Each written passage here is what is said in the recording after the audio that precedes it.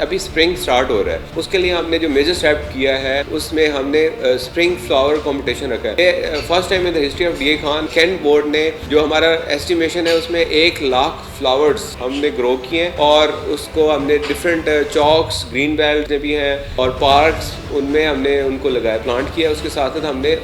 Different pots में तैयार किए हैं, जो कि 15 मार्च को, मिड ऑफ मार्च जो है, उसमें हमारा एक स्प्रिंग फ्लावर शो होगा और उसके साथ साथ पेट्स शो होगा। तो ये ऐसी एक्टिविटीज़ हैं जहाँ पे सिटी एरिया में बहुत ज़्यादा डिस्ट्रिक्ट एडमिनिस्ट्रेशन मेजर लेवल पे काम कर रही है, जिसमें डेरा जात है, जिसमें वो हमारे कल्चरल लाइफ डीआई खान को उजागर कर रहे हैं। कैंट उनके साथ कोलैबोरेट करके अपने हिस्से की एक्टिविटीज़ यहाँ पे जनरेट कर रहा है, जो कि पूरे डीआई खान के रेजिडेंट्स के लिए होगी।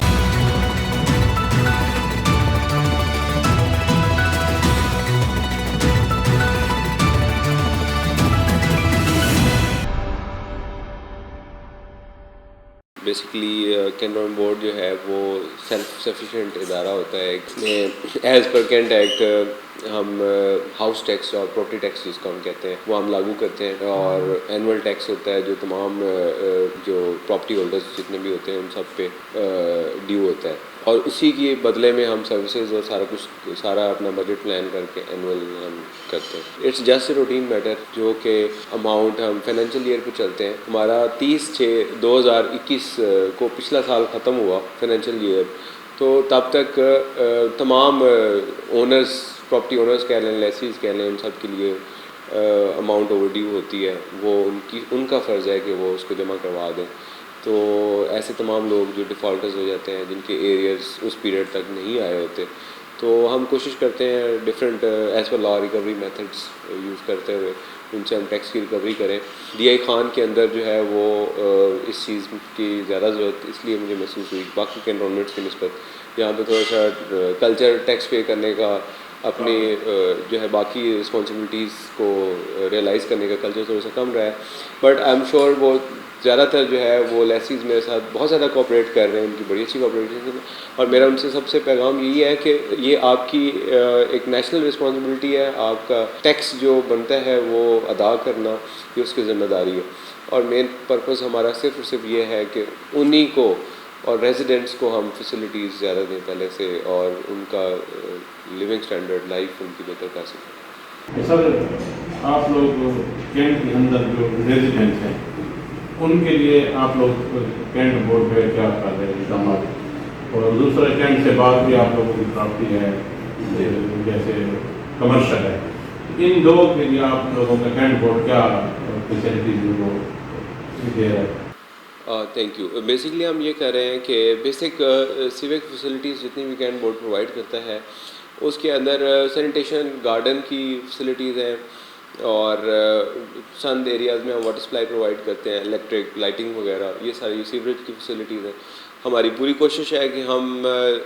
जिन एरियाज़ को निगलेक्ट किया गया, जैसे फॉर एग्जांपल कमर्शियल साइट पे सीवरेज के काफ़ी सीरियस इश्यूज़ रहे हैं, मैंने टीम्स को सेंसिटाइज़ किया है, पहले से टीम्स इंक्रीज़ की हैं, जिससे हम पीरियडिक मेंटेनेंस जो है और क्लियरेंस ऑफ सीवरेज लाइन कर रहे हैं। उसके साथ साथ जहाँ हमने इनकरेज किया है मार्केट साइड में कि वहाँ पे कमर्शियल प्लाजाज बने, कमर्शियल एक्टिविटीज़ इंक्रीज़ हों, उसके साथ साथ जो भी एक मेजर प्लाजाज जितने भी बन रहे हैं उनकी ही हम रिस्पॉन्सिबिलिटी साथ लगाते जा रहे हैं कि उस रेलेवेंट एरिया के अंदर सीवरेज का सिस्टम पहले से इम्प्रूव करते जाएँ,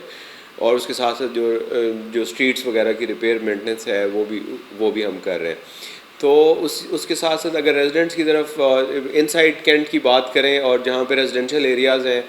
उसकी बात करें, तो उसमें हमने गार्डन पे इस दफ़ा कुछ ज़्यादा फोकस किया है। पहले भी जिक्र कर रहे थे कि पहले डीआई खान में एक्टिविटीज़ थी, और उसमें ऐसा था कि डीआई खान में कैंट के एरिया में एक लाइफ थी, रिवर साइड पे, रिवर बांध पे लोग आते थे और उस फ्लावर्स और डिफरेंट कॉम्पिटिशन्स होते थे, अच्छी लाइफ थी। But due to law and order different issues की वजह से, वो एरियाज़ क्लोज होने की वजह से कई सालों से ये एक्टिविटीज़ बंद रही हैं। अब आपको पता चला होगा कि रिवर बंद रोड को भी जैसे आर्मी ने खोल दिया है पब्लिक के लिए, और वहाँ पे फनलैंड पार्क है जो कि recreational park DA Khan number 1 park है, हमने उसको स्टार्ट किया हुआ है, यादगार शोधा को अपलिफ्ट कर दिया। उसके साथ साथ अभी स्प्रिंग स्टार्ट हो रहा है, उसके लिए हमने जो मेजर स्टेप किया है उसमें हमने स्प्रिंग फ्लावर कंपटीशन रखा है। ये first time in the history of DA Khan cantt board ने जो हमारा एस्टिमेशन है उसमें 1 लाख फ्लावर्स हमने ग्रो किए हैं, और उसको हमने डिफरेंट चौक्स, ग्रीन बेल्ट्स जितने भी हैं और पार्क्स उनमें हमने उनको लगाया, प्लांट किया। उसके साथ साथ हमने डिफरेंट पॉट्स में तैयार किए हैं, जो कि 15 मार्च को, मिड ऑफ मार्च जो है उसमें हमारा एक स्प्रिंग फ्लावर शो होगा, और उसके साथ साथ पेट्स शो होगा। तो ये ऐसी एक्टिविटीज़ हैं जहाँ पे सिटी एरिया में बहुत ज़्यादा डिस्ट्रिक्ट एडमिनिस्ट्रेशन मेजर लेवल पे काम कर रही है, जिसमें डेरा जात है, जिसमें वो हमारे कल्चरल लाइफ DA खान को उजागर कर रहे हैं। कैंट उनके साथ कोलैबोरेट करके अपने हिस्से की एक्टिविटीज़ यहाँ पे जनरेट कर रहा है, जो कि पूरे DA खान के रेजिडेंट्स के लिए होगा, जिसमें फ्लावर शो एक बहुत बड़ा हमारा होगा। ना सिर्फ फ्लावर शो होगा बल्कि हमने फ्लावर कॉम्पिटिशन्स रखे हैं, हाउसेस का भी रखा है, और उसके साथ साथ डिफरेंट इंस्टीट्यूशंस को इनवाइट किया हमने कि वो अपने आगे स्टॉल्स लगाएंगे। और ये सारी एक्टिविटी जो है उसको हम यादगार शोधा कहते हैं या आतिफ शहीद पार्क कहते हैं, जो रिवर बंद रोड के ऊपर है, उसमें ये सारी एक्टिविटीज़ की जाएंगी मार्च में। तो इंशाल्लाह यू विल सी के एक असर नौ इस कैंट में जो एक्टिविटी, जो लाइफ थी और कल्चर था, उसको दोबारा हो जाएगा। भाई सर, ये एक तवज्जो भी मैं आपकी दिला रहा हूँ और सवाल भी है,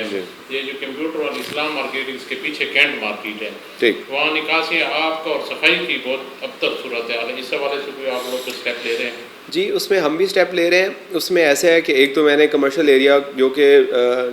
आई एडमिट के पास में बहुत निगलेक्टेड, सैनिटेशन के हवाले से बहुत निगलेक्टेड एरिया था, उसके लिए टीम्स को तो मैंने इंक्रीज़ कर दिया है, और उसके साथ साथ मेरा जो शॉपकीपर्स और मार्केट साइड है उसके लिए एक पैगाम भी है कि करते ऐसे हैं कि जो वेकेंट प्लॉट्स पड़े होते हैं, बैक साइड पे प्लॉट्स होते हैं, गार्बेज उसमें डंप कर देते हैं। तो हमारी दरख्वास्त ये है कि उसमें मैंने जो एरियाज़ आइडेंटिफाई किए हैं वो पास्ट में कुछ खाली फ्रंट पे प्लॉट्स के ऊपर कुछ गार्बेज पॉइंट्स बने होते थे, कुछ गार्बेज बिन्स पड़ी होती थी, जिसमें शॉपकीपर्स अपना डेली का कचरा डालते थे और कैन में उठाता था। अब वो सारी डेवलपमेंट कंप्लीट होने की वजह से कोई ऐसी जगह नहीं है। अब हमने 2-3 जगह आइडेंटिफाई किए हैं, वो ताजर union has been very kind, उन्होंने हमारे साथ सपोर्ट किया है, और उनकी हेल्प के साथ हम कुछ जगह आइडेंटिफाई करके फ्रंट पे गार्बेज पॉइंट्स बना रहे हैं जहाँ से डेली कैन बोर्ड लिफ्ट किया करेगा। तो शॉपकीपर्स से ये गुजारिश है, या तो हर शॉप के अपने बिन्स वो डेवलप करें, या हमारे साथ कोऑपरेट करते हुए हमें स्पेस प्रोवाइड करें जिस पे हम फ्रंट पे गार्बेज पॉइंट्स बनाएं, बजाय इसके कि जो बैक साइड पे वेकेंट प्लॉट्स हैं जिसमें वो गार्बेज डंप कर देते हैं, हम उठाते हैं बट उसमें महीना लग जाता है, 2 महीने जब चीज़ आइडेंटिफाई होती है या कंप्लेंट आती है, क्योंकि मीगर रिसोर्सेज हैं हमारे, फिर जाके हम उन प्लॉट्स को क्लियर कर रहे होते हैं। उसकी वजह से आप बिल्कुल सही कह रहे हैं, वो इस्लाम मार्केट और जो कैंट बोर्ड की मार्केट्स वाली जगह, वो उसमें एक ऐसी पॉकेट्स बन जाती हैं जिसमें बहुत ज़्यादा गंद इकट्ठा हो जाता है। निकासी का जहाँ तक मैटर है, मैंने पहले भी जिक्र किया, कैंट बोर्ड अपने फाइनेंसेस को इम्प्रूव करने के लिए जो मैंडेटरी टैक्सेस चार्जेस हैं जो बड़े से इम्प्लीमेंट नहीं हुए थे, अब एक सिस्टम है जो कि निकासी का पहले से मौजूद है, वो शायद पुराने टाइम के लिए सफिशेंट था, जिसमें शॉप्स कम होती होंगी, उसकी इतनी यूटिलिटी नहीं होगी, बट अभी वो सिस्टम, वो पूरा सिस्टम ही चौक हो चुका है। उसको सफाई तो रखने की हम कोशिश करते हैं, बट ये है कि शॉप्स इतनी ज़्यादा हैं और जो सीवरेज सिस्टम पहले से मौजूद है वो उसको केटर फॉर नहीं कर रहा। तो एक तो जो नए कमर्शियल प्लाजाज बन रहे हैं उनके थ्रू हम पार्ट में एरियाज़ कर रहे हैं, लेकिन मेजर स्टेप कैंट बोर्ड तभी ले पाएगा जब उसकी फाइनेंशियल पोजीशन ठीक होगी। तो उसके लिए अगेन वही सर्कल यहीं पे क्लोज होता है कि अगर हमारे मैंडेटरी टैक्सेस वो पे होना शुरू हो जाएंगे, जो होना स्टार्ट हो गए हैं और बड़ा अच्छा कोऑपरेशन है हमारी, तो इंशाल्लाह जल्द ही हम जो है ना उस पर भी एक मार्केट के लिए एक बहुत अच्छी खुशखबरी हम देंगे और सीवरेज के सिस्टम को इम्प्रूव करेंगे। ब्रीफली जो है ना वो इतना बता दूंगा कि पिछले साल का जो टारगेट था 2020-21 का, जब मैं आया इधर तो उसमें जो बजटरी टारगेट था उससे हमने हाउस टैक्स को 200% किया। लाइक हाउस टैक्स का टारगेट जो है वो 12 मिलियन था, हमने उसको 12 मिलियन से भी ज़्यादा 28 मिलियन हमने किया था, तो अचीव किया था। उसमें एरियाज़ ज़्यादा थे वो किए थे, एरियाज़ रिकवर किए थे। अभी एरियाज़ मौजूद हैं, कम है, अभी मिड ऑफ द ईयर से थोड़ा सा आगे जाने के बाद मैं बहुत पॉजिटिव हूँ अपनी टैक्स की टीम, कैंट बोर्ड की डिफरेंट टीम्स का और इसके साथ साथ जो टैक्स पेयर्स हैं उनका मशकूर हूँ कि हमने अपने मिड ऑफ द ईयर के टारगेट्स को अचीव किया है। हम अपने बजट के मुताबिक बिल्कुल ठीक जा रहे हैं। तो उसके साथ साथ हमारे कुछ प्लान कमर्शियल प्रोजेक्ट्स हैं जिससे रेवेन्यू आ जाएगा। मैं बिल्कुल भी टैक्स पेयर्स पे वो प्रेशर नहीं डालूँगा जो कि उनकी बर्दाश्त से हट के होगा। वो ऐसा ही है कि जितना उनका ड्यू बनता था जो with the passage of time पहले नहीं लगाया गया था, वो भी ऑल ऑफ ए सडन हम कोई भी ऐसा टैक्स नहीं लगा रहे। हम ऐसे करेंगे कि जो बेरेबल होगा, जो म्यूचुअली एग्रीड होगा, उतने ही टैक्स पे जाएंगे। और इंशाल्लाह ये ग्रेजुअल प्रोसेस है जो जिस पे थोड़ा सा टाइम तो हमें लगेगा। ये कोई रेवोल्यूशनरी स्टेप करना मुनासिब नहीं होता। तो इंशाल्लाह with the passage of time ये बेहतर हो जाएगा।